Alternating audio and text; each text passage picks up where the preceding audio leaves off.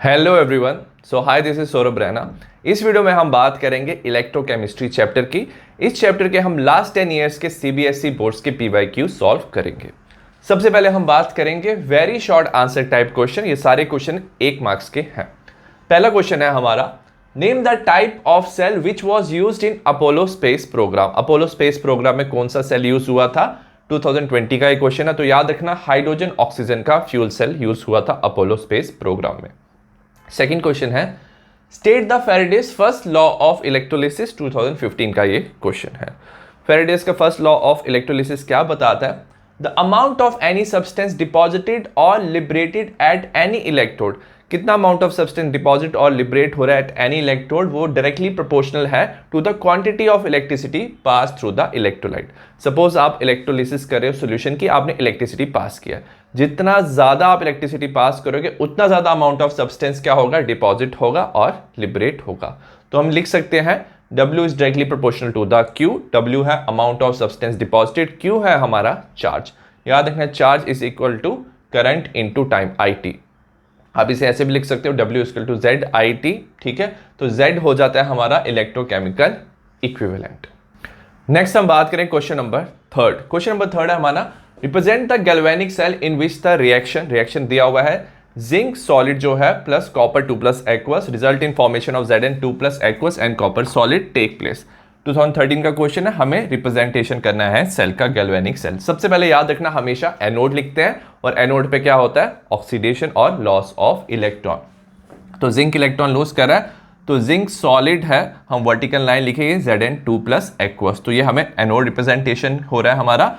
Double vertical line जो होती है ये रिप्रेजेंट करता है हमारा सॉल्ट ब्रिज। ठीक है, और उसके बाद हम लिखेंगे copper 2 plus aqueous vertical line copper two solid. ठीक है, और ये रिप्रेजेंट करता है कैथोड। इसमें क्या होता है? रिडक्शन होता है। तो ये था हमारा representation of galvanic cell. Next हम बात करें क्वेश्चन नंबर 4 की। क्वेश्चन नंबर 4 है, डिफाइन सेकेंडरी बैटरीज। 2015 का ये क्वेश्चन है। सेकेंडरी बैटरीज क्या होती हैं?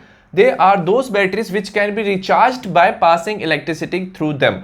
आप इसको वापस क्या कर सकते हो? रिचार्ज कर सकते हो अगर आप रिवर्स डायरेक्शन में इलेक्ट्रिसिटी पास करो, and hence can be used over again. तो आप इसको बार बार यूज कर सकते हो।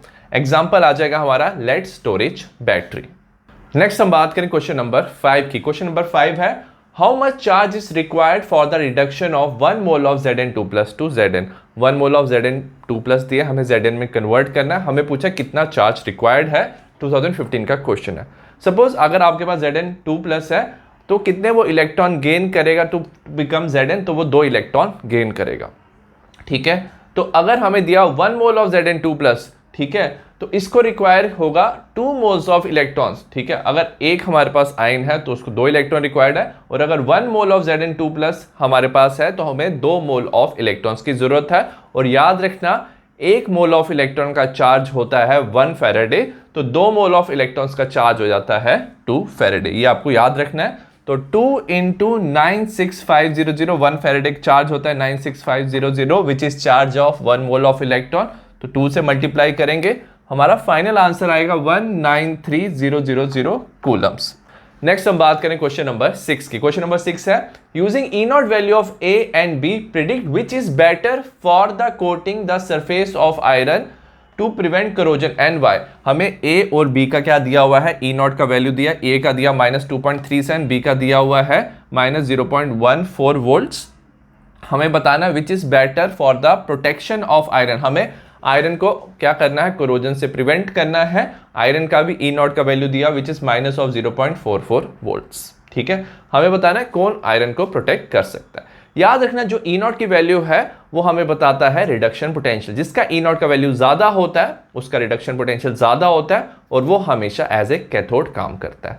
और जिसका ई नॉट का वैल्यू कम होता है उसका रिडक्शन पोटेंशियल कम होता है, तो वो हमेशा एज ए एनोड और उसमें ऑक्सीडेशन होता है।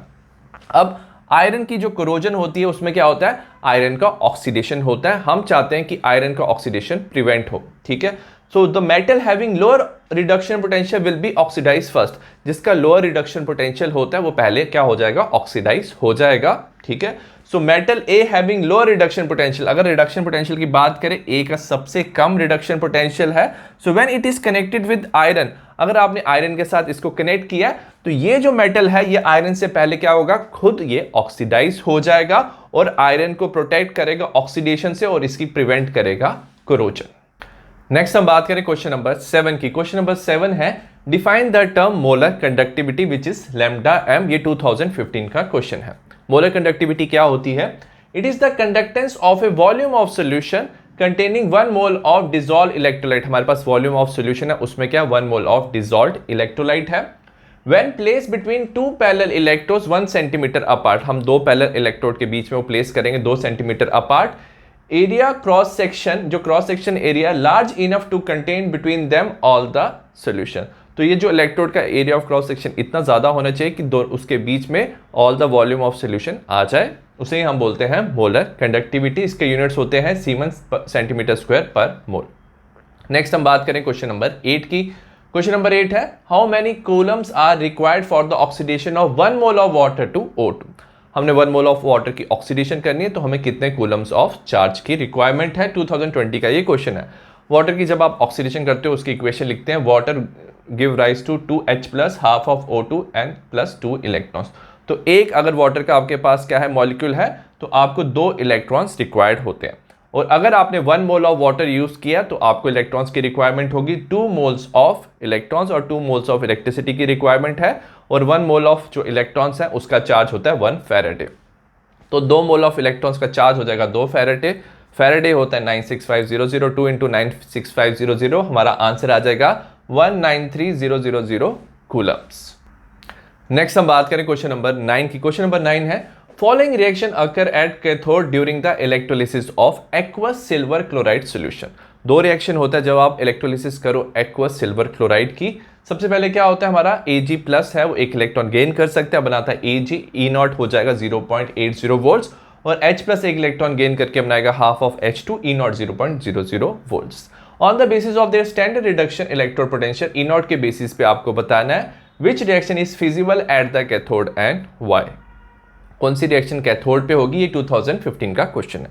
कभी भी याद रखना जो स्टैंडर्ड इलेक्ट्रोड पोटेंशियल है वो हमें रिडक्शन पोटेंशियल के बारे में बताता है। जिसका स्टैंडर्ड इलेक्ट्रोड पोटेंशियल ज्यादा है वो उतना जल्दी क्या कर सकता है, रिडक्शन, और वो हमेशा एक्ट करता है एज ए कैथोड। और जिसका वैल्यू कम है वो हमेशा करेगा एज ए एनोड, क्योंकि वो ऑक्सीडेशन करेगा।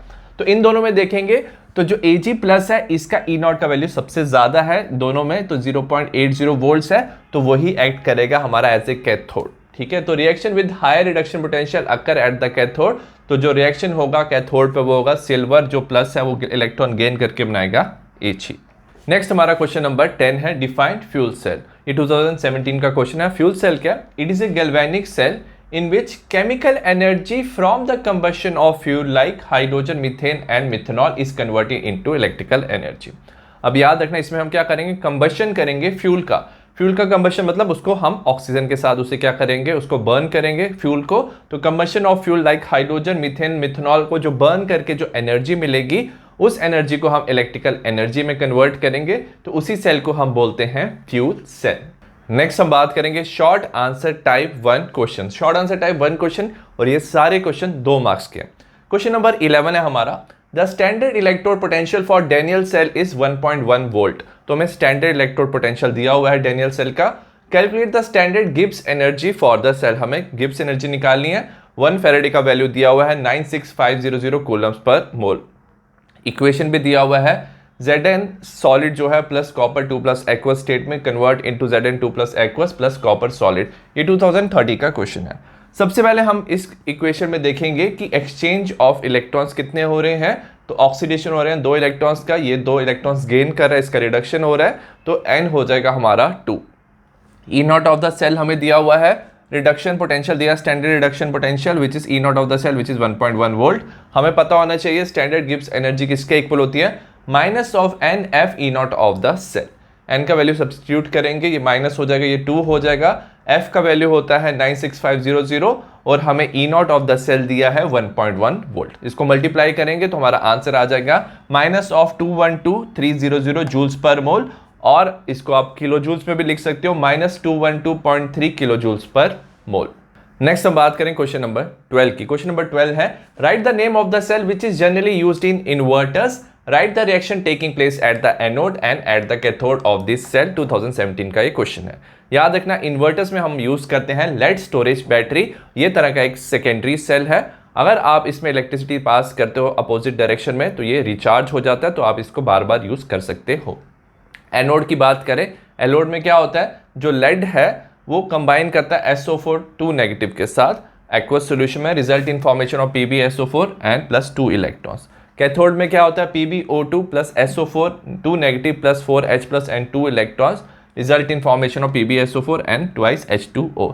तो याद रखना एनोड पे ऑक्सीडेशन होती है, तो लेड क्या होता है, लेड की ऑक्सीडेशन होती है, PbSO4 बनता है, यहाँ पे प्रेजेंट होता है हमारा लेड डाइऑक्साइड कैथोड पे, और उसकी भी क्या होती है, रिडक्शन होती है और result in formation of PbSO4। तो ये था हमारा लेड स्टोरेज बैटरी। नेक्स्ट हम बात करें क्वेश्चन नंबर 13 की। क्वेश्चन नंबर 13 है, calculate the degree of dissociation alpha of acetic acid if its molar conductivity which is lambda m is 39.05 siemens centimetre square per mole, और हमें given दिया हुआ है lambda naught of H plus is 349.68 siemens centimetre square per mole and lambda naught of CH3CO negative is equal to 40.9 siemens centimetre square per mole. 2017 का एक question है। हमें degree of dissociation बताना है। याद रखना डिग्री ऑफ डिसोसिएशन किसके equal होता है, lambda m by lambda naught m। Lambda m होता है मोलर कंडक्टिविटी, जो हमें क्वेश्चन में दिया हुआ है लैम्डा नॉट m होता है हमारा लिमिटिंग मोलर कंडक्टिविटी। ठीक है, तो याद रखना लिमिटिंग मोलर कंडक्टिविटी आपके पास एसिटिक एसिड है, और according to the Kohlrausch law limiting molar conductivity of electrolyte उसके आयंस की लिमिटिंग मोलर कंडक्टिविटी के इक्वल होता है। तो आप कर सकते हो limiting molar conductivity of H plus limiting molar conductivity of CH3CO negative, दोनों को हम ऐड कर लेंगे 349.68 प्लस 40.9, तो हमारा limiting molar conductivity of acetic acid आ जाएगा which is 390.58 siemens centimetre square per mole. ठीक है, मोलर कंडक्टिविटी हम लिख सकते हैं 39.05 और लिमिटिंग मोलर कंडक्टिविटी हो जाएगा डिवाइड करना उसे 390.58, तो हमारा आंसर आ जाएगा 0.1।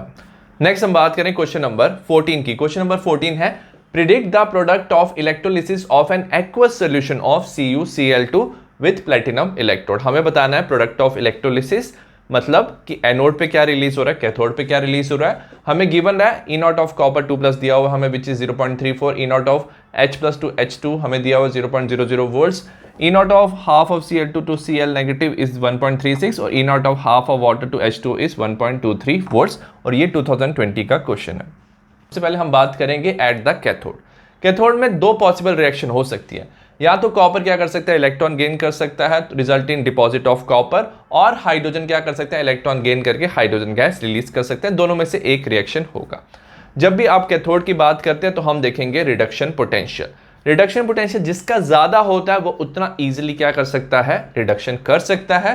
तो अगर आप देखोगे कॉपर का रिडक्शन पोटेंशियल ज्यादा है तो वो इजीली क्या कर देगा, रिडक्शन करेगा। So copper will be deposited, copper deposit होगा because it has higher reduction potential. तो कैथोड में आप हायर रिडक्शन पोटेंशियल देखोगे। सिमिलरली एनोड पे दो रिएक्शन हो सकती है। याद रखना एनोड पे ऑक्सीडेशन होता है, तो Cl नेगेटिव क्या कर सकता है, ऑक्सीडाइज हो सकता है Cl2 गैस में, 2 इलेक्ट्रॉन रिलीज कर सकता है। एंड वाटर क्या कर सकता है, ऑक्सीडाइज होता है oxygen gas and it can release 2 electrons plus 4H plus. दो रिएक्शन हो सकती है, या तो क्लोरीन रिलीज हो सकता है या तो ऑक्सीजन रिलीज हो सकता है। इलेक्ट्रोड पोटेंशियल की बात करेंगे तो Cl का है हमारा 1.36 वोल्ट्स, ये है 1.23 वोल्ट्स। नॉर्मली क्या होता है, जिसका लोअर इलेक्ट्रोड पोटेंशियल है वो हमेशा क्या होता है, प्रेफर होता है। लोअर इलेक्ट्रोड पोटेंशियल मतलब कि वो इजीली क्या कर सकता है, ऑक्सीडाइज कर सकता है। बट यहाँ पे क्या होता है तो वाटर का लोअर इलेक्ट्रोड पोटेंशियल, बट क्या होता है कि हमारी क्लोरीन गैस लिबरेट होती है। ऐसा क्यों होता है, because of over potential of oxygen. तो जब वाटर को ऑक्सीजन में कन्वर्ट होना होता है तो ये प्रोसेस को थोड़ा एक्स्ट्रा पोटेंशियल चाहिए, ये इजी रिएक्शन नहीं होता, तो हमें थोड़ा ज़्यादा वोल्टेज देना पड़ता है। सो एज ए रिजल्ट क्या होता है, ये जो रिएक्शन है थोड़ी डिफिकल्ट होती है और क्लोरीन ईजिली लिबरेट हो जाता है। तो ये था हमारा क्वेश्चन नंबर 14। नेक्स्ट हम बात करें क्वेश्चन नंबर 15 की। क्वेश्चन नंबर 15 है, define conductivity and molar conductivity for solution of an electrolyte, discuss it's variation with concentration. 2015 का क्वेश्चन है। याद रखना जो हमारा कंडक्टिविटी होता है which is kappa is equal to G into L by A. G होता है हमारी कंडक्टेंस, L होता है लेंथ और A होता है area of cross section. Conductivity is defined as the conductance of 1 centimetre length. अगर आपने लेंथ कर दिया 1 centimetre and having 1 centimetre square as area of cross section, area of cross section आपने लिया है 1 सेंटीमीटर स्क्वायर, तब हमारा कंडक्टिविटी कंडक्टेंस के इक्वल हो जाएगा for the solution of electrolyte. और अगर आप बात करें 1 सेंटीमीटर लेंथ है, एरिया 1 सेंटीमीटर स्क्वायर है, तो हमारा जो क्यूब आ जाएगा 1 सेंटीमीटर क्यूब, ठीक है।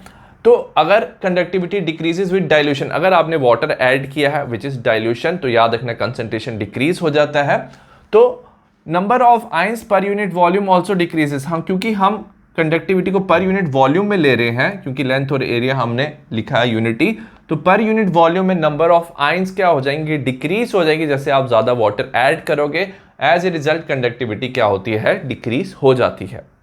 नेक्स्ट हमारा है molar conductivity. Molar conductivity of a solution at volume V is the conductance when 1 mole of electrolyte is dissolve. तो जो कंडक्टेंस होता है जब हम 1 मोल ऑफ इलेक्ट्रोलाइट को डिसॉल्व करते हैं, that is called as molar conductivity. तो molar conductivity is equal to kappa into V, ठीक है। तो याद रखना ये molar conductivity kappa into V होता है। तो it increases with dilution. Molar conductivity अगर आप ज्यादा वाटर ऐड करते हो तो मोलर कंडक्टिविटी इंक्रीज होती है, because the total volume of the solution containing 1 mole of electrolyte, तो टोटल वॉल्यूम इंक्रीज हो रहा है, as a result molar conductivity भी इंक्रीज हो रही है। और आप ऐसे भी देख सकते हो कि जैसे जैसे आप ज्यादा वाटर ऐड कर रहे हो तो नंबर ऑफ आयंस जो है वो ज्यादा डिसोसिएट हो जाएंगे, they will move away from each other, and overall जो हमारी कंडक्टेंस है सोल्यूशन की वो इंक्रीज हो जाएगी और मोलर कंडक्टिविटी इंक्रीज हो जाएगी। नेक्स्ट हम बात करें क्वेश्चन नंबर 16 की। क्वेश्चन नंबर 16 है give 2 points of difference between electrochemical cell and electrolytic cell. Electrochemical और इलेक्ट्रोलाइटिक में हमें डिफरेंस बताना है, 2020 का एक क्वेश्चन है, ठीक है। सबसे पहले हम बात करें इलेक्ट्रोकेमिकल सेल क्या होता है। It is a device that can produce electrical energy through spontaneous chemical reaction. Chemical reaction जो खुद से होते हैं, ठीक है, और उसमें क्या हो रहा है, इलेक्ट्रिसिटी प्रोड्यूस होती है इस डिवाइस में, तो इसे बोलते हैं इलेक्ट्रोकेमिकल सेल। और इलेक्ट्रोलाइटिक सेल क्या होता है, it is a device where electrical energy can be use to create a chemical reaction. हम इलेक्ट्रिकल एनर्जी यूज करके केमिकल रिएक्शंस कराते हैं, लाइक इलेक्ट्रोलिसिस कर सकते हैं। सेकंड, जो इलेक्ट्रोकेमिकल सेल है ये स्पॉन्टेनियस प्रोसेस होता है, ये खुद से होता है और इसका डेल्टा जी क्या होता है, नेगेटिव होता है। और इलेक्ट्रोलाइटिक सेल जो होता है इसमें क्या होता है, नॉन स्पॉन्टेनियस होता है, केमिकल रिएक्शन ये खुद से नहीं होता, तो इसके लिए हमें एनर्जी यूज करना पड़ता है, तो डेल्टा जी क्या होता है इसका, पॉजिटिव। अगर हम बात करें एनोड की ऑफ इलेक्ट्रोकेमिकल सेल, ये नेगेटिव होता है, कैथोड पॉजिटिव होता है। और इलेक्ट्रोलाइटिक सेल में जो एनोड होता है वो पॉजिटिव होता है और कैथोड होता है नेगेटिव। नेक्स्ट हम बात करें क्वेश्चन नंबर 17 की। क्वेश्चन नंबर 17 है X and Y are two electrolytes on dilution, molar conductivity of X increases 2.5 times while that of Y increases 25 times. Which one of the two is weak electrolyte? and Y 2020 का ये question है, ठीक है।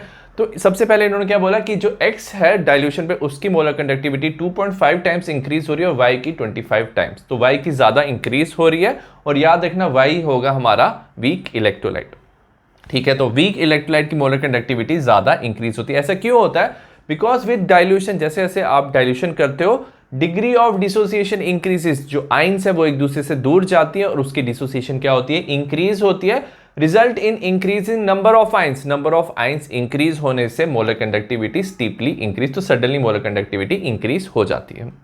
अगर हम बात करें strong electrolyte की, स्ट्रॉन्ग इलेक्ट्रोलाइट ऑलरेडी क्या होता है, कंप्लीटली डिसोसिएटेड होता है, उसके नंबर ऑफ आयंस क्या होते हैं, ऑलरेडी डिसोसिएटेड होते हैं। जब आप उसमें डाइल्यूशन करते हो तो उसमें मोलर कंडक्टिविटी स्मॉल इंक्रीज होती है, ठीक है, क्योंकि जैसे आयंस दूर दूर जाते हैं तो थोड़ा सा इंक्रीज ऑफ मोलर कंडक्टिविटी होता है इन स्ट्रॉन्ग इलेक्ट्रोलाइट। तो वीक इलेक्ट्रोलाइट हमारा क्या होगा, Y। नेक्स्ट हम बात करें क्वेश्चन नंबर 18 की। क्वेश्चन नंबर 18 है calculate the mass of silver deposited in cathode when a current of 2 ampere was passed through a solution of silver nitrate for 15 minutes। हमें बताना है सिल्वर कितना डिपॉजिट होगा कैथोड पे जब आपने करंट यूज किया 2 एम्पियर और आपने 15 मिनट्स पास किया सोल्यूशन ऑफ AgNO3 से। मोलर मास दिया सिल्वर का हमें 108 ग्राम्स पर मोल और 1 फैराडे होता है 96500 कूलम्स पर मोल। 2017 का ये क्वेश्चन है, ठीक है। सबसे पहले हमें करंट दिया हुआ विच इज I, वो है 2 एम्पियर, टाइम दिया हमें 15 मिनट्स। टाइम को हम सेकंड्स में कन्वर्ट करेंगे तो 15 × 60 हो जाएगा 900 सेकंड्स। अब हम निकालेंगे चार्ज। चार्ज किसके इक्वल होता है? हमारा होता है I इंटू टी और करंट इंटू टाइम। ये हो जाएगा 2 इंटू 900 और 1800 कूलम्स। 1800 कूलम्स हमारा चार्ज है। तो हमें बताना 1800 कूलम्स पे कितना ज़्यादा सिल्वर डिपॉजिट होगा। सिल्वर की बात करें, AgNO3 जब सोल्यूशन में होगा वो डिसोसिएट होगा Ag+ में। तो Ag+ क्या करेगा? अगर एक हमारे पास आयन है Ag+ की, वो एक इलेक्ट्रॉन गेन करेगा तो बनाएगा 1 एटम ऑफ Ag। और अगर हमें डिपॉजिट करना है 1 मोल ऑफ Ag+, तो हमें 1 मोल ऑफ इलेक्ट्रॉन्स चाहिए और 1 मोल ऑफ इलेक्ट्रॉन का चार्ज होता है हमारा 1 फैराडे।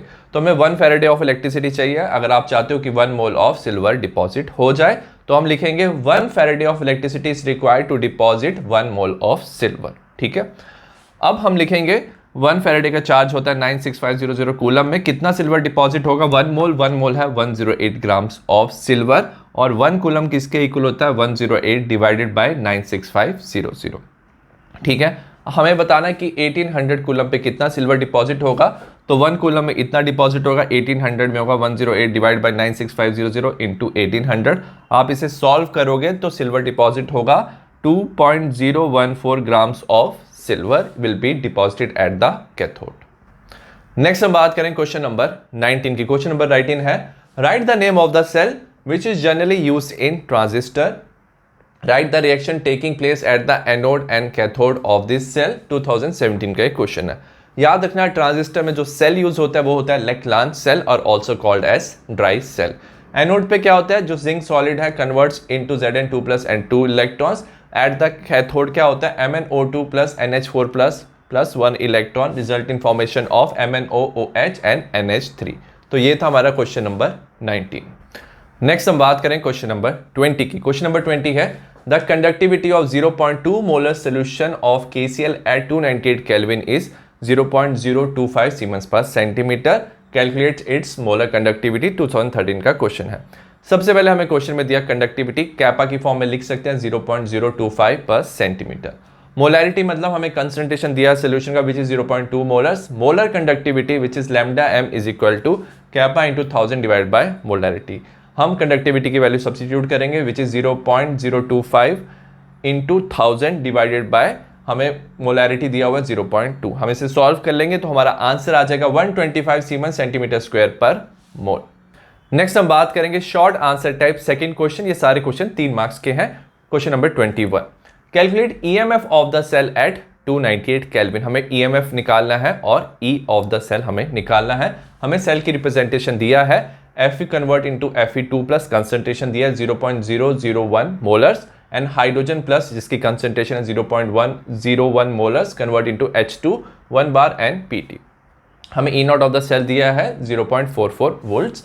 अब हमें लॉग की वैल्यू दी है, log of 2, log of 3, log of 10 की वैल्यू दी है और ये 2022 का क्वेश्चन है। सबसे पहले हम सेल की रिएक्शन लिखेंगे। जो लेफ्ट साइड पे होता है वो होता है हमारा एनोड। एनोड पे हमेशा क्या होती है? ऑक्सीडेशन। तो Fe जो है वो Fe2+ में कन्वर्ट होगा। राइट साइड पे हमारा कैथोड, उसमें रिडक्शन होता है तो H+ कन्वर्ट होगा H2 में। अब Fe 2 इलेक्ट्रॉन लूज करेगा तो H कितने इलेक्ट्रॉन गेन करेगा? 2 इलेक्ट्रॉन। तो हमें इसको 2 से मल्टीप्लाई करना पड़ेगा।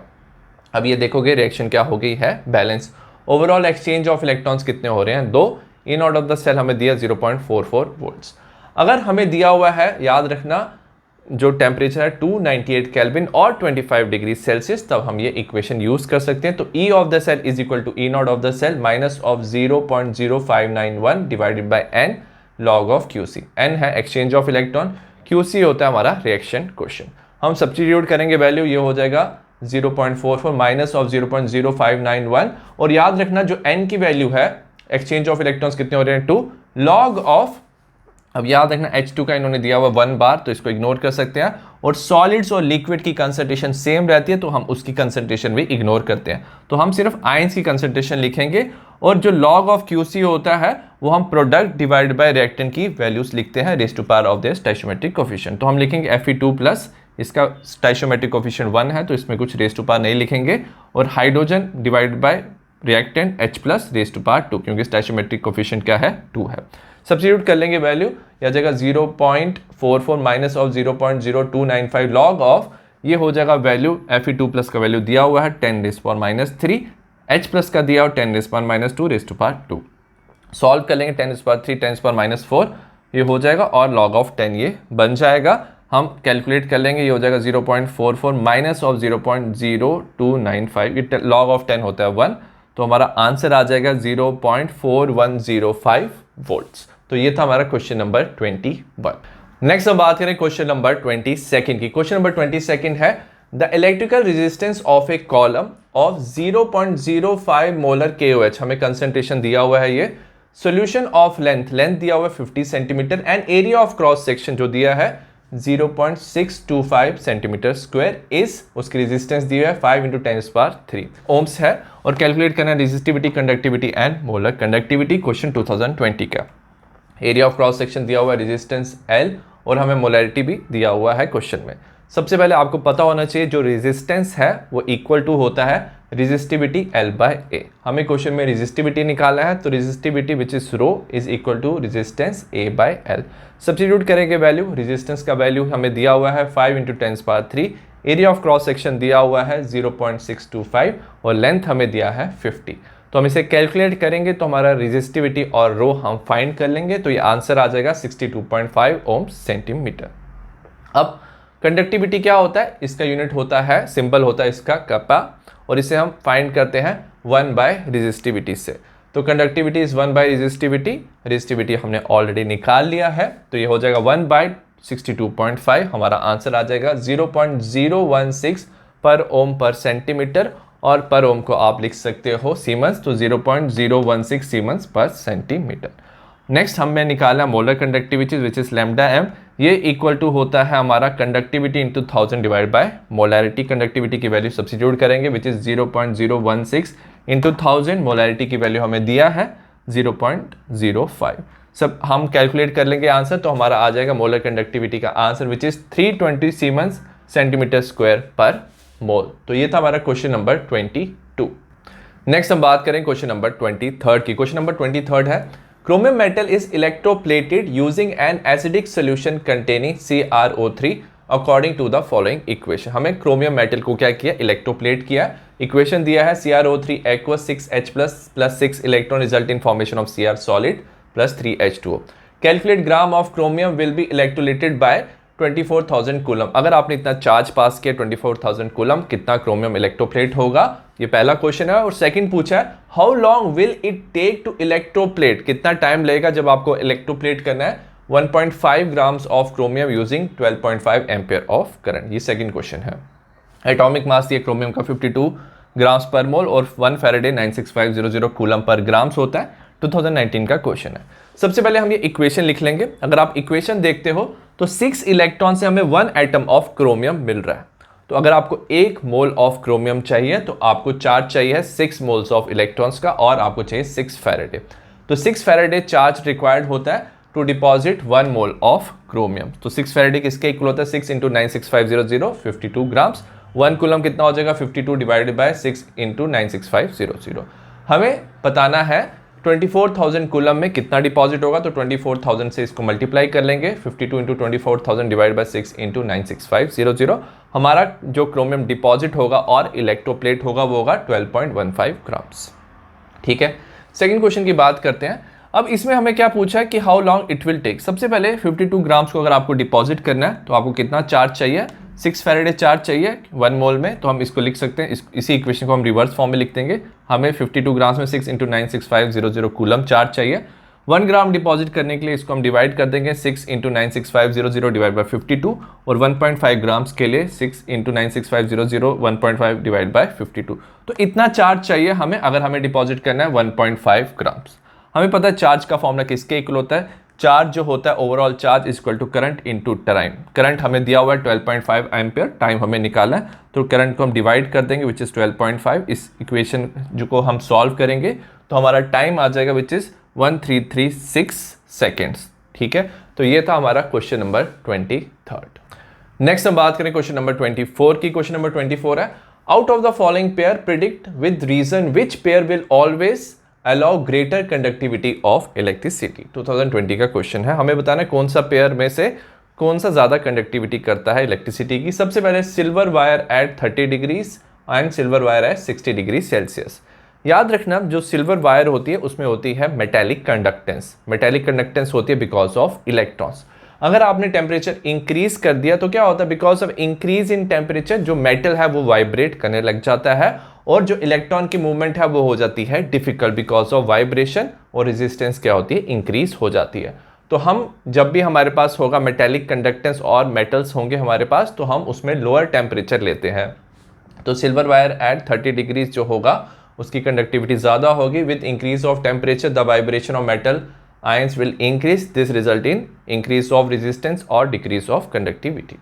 Second है 0.1 molar of CH3COH solution और 1 molar CH3COH solution। अब याद रखना ये हमारा क्या है, CH3COH एक वीक इलेक्ट्रोलाइट है। अगर वीक इलेक्ट्रोलाइट को आप डाइल्यूट करते हो, उसमें ज़्यादा वाटर ऐड करते हो, तो हमने पढ़ा है उसकी जो मोलर कंडक्टिविटी है वो क्या होती है, इंक्रीज होती है, क्योंकि आयंस क्या होने लग जाते हैं, सेपरेट होने लग जाते हैं। तो इन दोनों की अगर बात करेंगे, इसमें 1 मोलर है, यह है 0.1।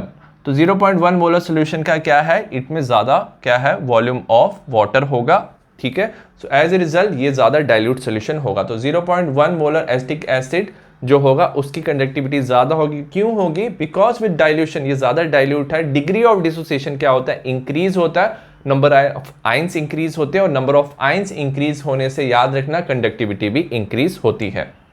थर्ड है KCl solution at 20 degree Celsius और KCl solution at 50 degree Celsius. तो इसका आंसर होगा KCl at 50 डिग्री। तो याद रखना जो हमारा KCl solution है इसमें कंडक्टिविटी है बिकॉज ऑफ आयंस। जैसे आप टेम्परेचर इंक्रीज करते हो तो याद रखना आयंस की मूवमेंट क्या होता है, वो भी इंक्रीज होती है। तो आयनिक मोबिलिटी इंक्रीजेस, आयन की मूवमेंट इंक्रीज होने से याद रखना कंडक्टिविटी भी इंक्रीज होती है। तो ये था हमारा क्वेश्चन नंबर 24। नेक्स्ट हम बात करें क्वेश्चन नंबर 25 की। क्वेश्चन नंबर 25 है for the reaction twice of AgCl solid plus H2 gas 1 atmosphere result in formation of 2Ag solid plus 2H plus, concentration दिया 0.1 molar and 2Cl negative 0.1 molar. Delta G naught दिया हुआ है हमारा, हमें -43600 joules at 25 degree Celsius. Calculate the EMF of the cell. 2018 का ये question है। सबसे पहले हम बात करेंगे, इसमें हम इक्वेशन लिखेंगे जो हमें ऑलरेडी इक्वेशन दिया हुआ है। हमें डेल्टा G नॉट दिया हुआ है, हमें EMF ऑफ द सेल पूछा है। तो याद रखना डेल्टा G नॉट से हम E not of the cell पहले निकालेंगे। तो delta G naught is equal to minus of NF E not of the cell. G naught का वैल्यू लिख लेंगे -43600 इज इक्वल टू, अब एक्सचेंज ऑफ इलेक्ट्रॉन्स क्या होते हैं, जो AgCl में Ag प्लस की फॉर्म में होता है, तो 2 Ag प्लस क्या करेंगे, इलेक्ट्रॉन गेन करके बनाएंगे 2 Ag। Similarly 2 hydrogen electron lose करके बनाएंगे 2 H प्लस। तो हमारा N हो जाएगा, एक्सचेंज ऑफ इलेक्ट्रॉन्स हो रहे हैं हमारे 2। F है हमारा Faraday's constant 96500। E not of the cell हमें निकालना है, तो हम इसे सॉल्व करके E not of the cell निकाल लेंगे विच इज 0.226 वोल्ट्स। नेक्स्ट हमें क्या दिया हुआ है, टेम्परेचर दिया हुआ है जब 25 डिग्री सेल्सियस है और 298 केल्विन दिया है, तब हम इक्वेशन लिख सकते हैं E of the cell is equal to E not of the cell minus of 0.0591 divide by n log of QC। log of QC क्या होता है, प्रोडक्ट का concentration raise to their power of stoichiometric coefficient divide by reactant का concentration raise to power of their stoichiometric coefficient. Substitute कर लेंगे value, इसकी E not of the cell है 0.226 volt minus of 0.0591 divide bye 2, क्योंकि exchange of electrons 2 है। log of हम concentration लेंगे H plus raise to power 2 divided by H2। याद रखना जो सॉलिड्स होते हैं, सॉलिड्स को हम इग्नोर करते हैं क्योंकि उनकी कंसंट्रेशन सेम रहती है। और याद रखना यहाँ पे Cl नेगेटिव की कंसंट्रेशन हम इग्नोर करेंगे। अगर आप Cl नेगेटिव को देखोगे यहाँ पे भी क्या है AgCl, तो दोनों तरफ क्या है Cl सेम फॉर्म में है, मतलब Cl नेगेटिव की फॉर्म में ना तो ये ऑक्सीडेशन कर रहा है ना तो ये रिडक्शन कर रहा है, तो रिएक्शन में ये पार्टिसिपेट Cl नेगेटिव नहीं कर रहा है, तो इसकी कंसंट्रेशन पे हम इग्नोर कर सकते हैं, ठीक है। तो हमने ये लिख लिया, इक्वेशन बना लिया हमारा। H2 का वैल्यू कितना है 1 एटमॉस्फेयर, तो इसको 1 कर लेंगे। H प्लस का है 0.1 और 10⁻⁻1 10⁻⁻1 रेज़ टू 2 होता है 10⁻⁻2 और log ऑफ 10⁻⁻2 होता है -2। 2 कैंसिल हो जाएगा, माइनस माइनस क्या हो जाएगा, ऐड हो जाएगा। 0.226 प्लस 0.0591 हमारा आंसर आ जाएगा 0.2851 वोल्ट्स। तो ये था हमारा क्वेश्चन नंबर 25। नेक्स्ट हम बात करें क्वेश्चन नंबर 26 की। क्वेश्चन नंबर 26 है the value of lambda naught m limiting molar conductivity of Al2SO4 thrice is 858 siemens centimetre square per मोल।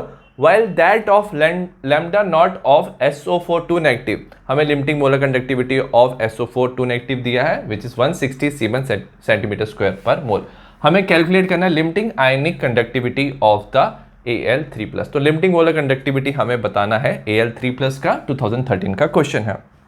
अब याद रखना according to the Kohlrausch law limiting molar conductivity of electrolyte is equal to the sum of the limiting molar conductivity of the contributing ions, ठीक है, और ions की limiting molar conductivity. तो lambda naught m of Al2SO4 is equal to twice of, क्योंकि दो ions है, limiting molar conductivity of Al3+ plus thrice of limiting molar conductivity of SO4 2 negative, क्योंकि SO4 thrice है, ठीक है।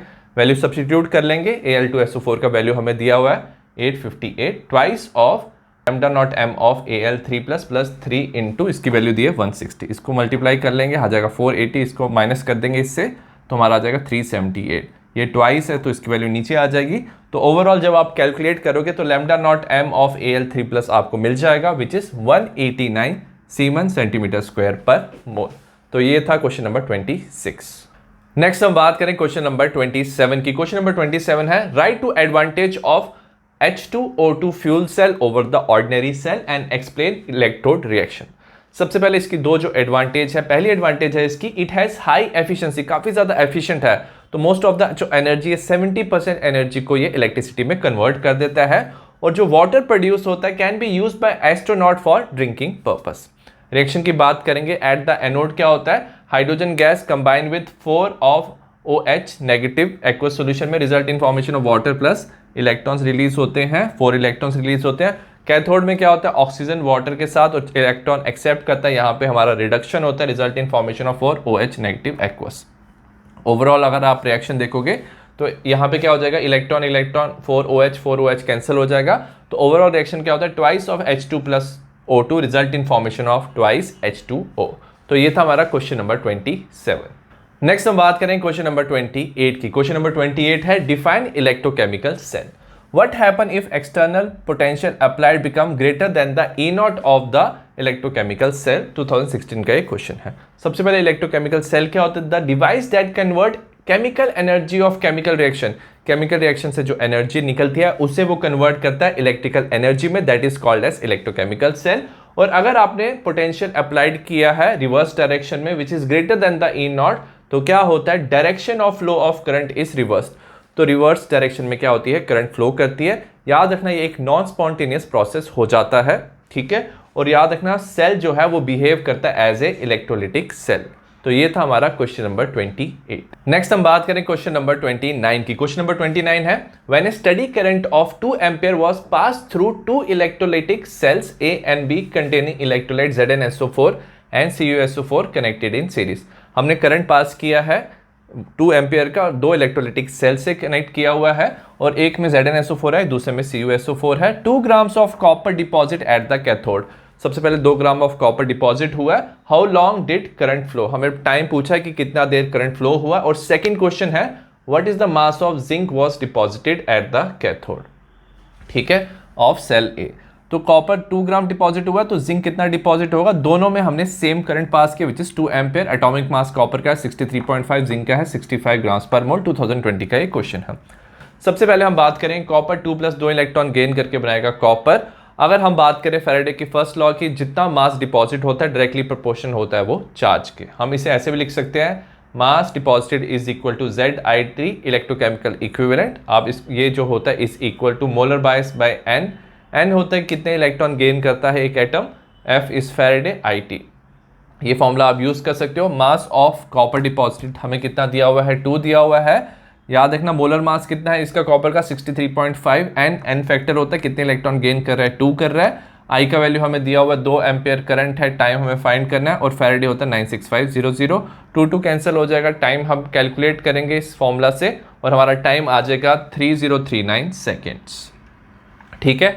अब हमें फाइंड करना है what is the mass of zinc deposited. अब याद रखना अगर हम फैराडे के सेकंड लॉ की बात करें, अगर same amount of electricity pass की है 2 इलेक्ट्रोलाइट से, तो mass of zinc divide by mass of copper is equal to equivalent weight of the zinc divide by the equivalent weight of the copper. तो ये फॉर्मूला आपको याद रखना है। तो मास ऑफ जिंक आपको फाइंड करना है। कॉपर का हमें मास डिपॉजिटेड दिया 2। इक्विवेलेंट वेट किसके इक्वल होता है? सबसे पहले मोलर मास ऑफ जिंक 65, कितने इलेक्ट्रॉन वो गेन करेगा? तो Zn2 प्लस 2 इलेक्ट्रॉन गेन करता तो divide by 2। Similarly equivalent weight of copper क्या होगा? कॉपर 2 इलेक्ट्रॉन गेन कर रहा है तो molar mass divide by 2। 2 cancel हो जाएगा, हम जिंक का वेट निकाल लेंगे। हमारा जब इसको सॉल्व करेंगे तो हमारा आंसर आ जाएगा 2.04 ग्राम्स। तो ये था हमारा क्वेश्चन नंबर 29। नंबर 30 की क्वेश्चन नंबर 30 है the conductivity of 0.2 moles per litre solution of KCl is 2.48 10⁻² siemens per centimetre. Calculates its molar conductivity and degree of dissociation. हमें गिवन है lambda naught of K plus is 73.5 siemens centimetre square per mole and lambda naught of Cl negative is 76.5 siemens centimetre square per mole. 2017 का question है। तो हमें conductivity given है 2.48 10⁻², molarity दी है 0.2। हम molar conductivity find कर सकते हैं which is conductivity into 1000 divided bye concentration. तो ये हो जाएगा 2.48 10⁻² इंटू 1000 डिवाइडेड बाय 0.2। तो हमारा मोलर कंडक्टिविटी आ जाएगा इसका तो 124 सीमेंस सेंटीमीटर स्क्वायर पर मोल। नेक्स्ट हमें दिया हुआ है, हम क्या कैलकुलेट करेंगे? लिमिटिंग मोलर कंडक्टिविटी KCl की फाइंड करेंगे। तो वो हो जाएगा is equal to limiting molar conductivity of K plus limiting molar conductivity of Cl। दोनों की वैल्यूज दी हुई है तो हम ऐड कर लेंगे दोनों को। 73.5 प्लस 76.5 हो जाएगा 150 siemens centimetre square per mole. और हमें पता है डिग्री ऑफ डिसोसिएशन होता है molar conductivity divide by limiting molar conductivity which is 124 divided by 150 और हमारा आंसर आ जाएगा 0.82। तो ये था हमारा क्वेश्चन नंबर 30। आई होप आपको इलेक्ट्रोकेमिस्ट्री के PYQ समझ आए हो। Similar type of PYQ questions आपको बाकी चैप्टर्स के मिल जाएंगे, डिस्क्रिप्शन में लिंक है। तो see you in the next video, bye.